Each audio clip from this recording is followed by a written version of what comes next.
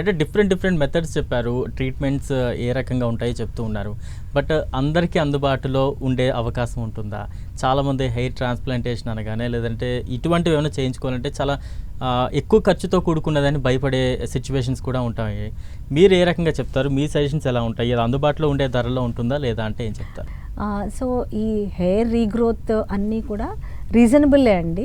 But వాళ్ళు చూస్ చేసుకున్న దాన్ని బట్టి కూడా ఉంటుంది ఒక్కొక్కసారి. ఇప్పుడు Okay. పిఆర్పి అనుకోండి, కొంచెం రీజనబుల్ రేట్ ఉంటుంది. జిఎఫ్సి కొంచెం ఎక్కువ ఉంటుంది.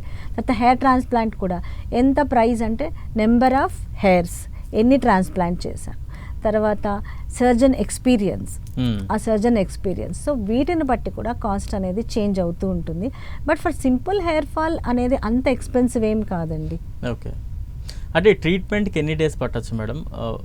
వన్స్ స్టార్ట్ చేసిన తర్వాత దీనికి 1 డే ప్రాసెస్ ఉంటుందా? లేదంటే 2-3 సిట్టింగ్స్ లాంటివి ఏమైనా ఉంటాయా? ఏదంటున్నారు?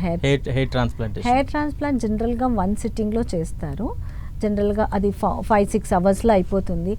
సపోజ్ చాలా హెయిర్ ట్రాన్స్ప్లాంట్ చేయాలి అంటేనే అది 12 అవర్స్ అట్లా కూడా చేస్తూ ఉంటారు. Okay. బట్ ఒక్కొక్కసారి ఏమవుతుంది అంటే 2-3 సిట్టింగ్స్ అంటే 2-3 సెషన్స్లో చేసుకోవడం కూడా గుడ్. షార్ట్ పీరియడ్లో సైడ్ ఎఫెక్ట్స్ కూడా ఉండదు. ఏంటంటే ఎక్కువ అనెస్థిషియా ఇవ్వాల్సిన అవసరం ఉండదు. ఓకే. అలా 2 టైమ్స్ కూడా ప్లాన్ చేసుకోవచ్చు. But that depends upon how many hairs we are going to transplant. Okay. అంటే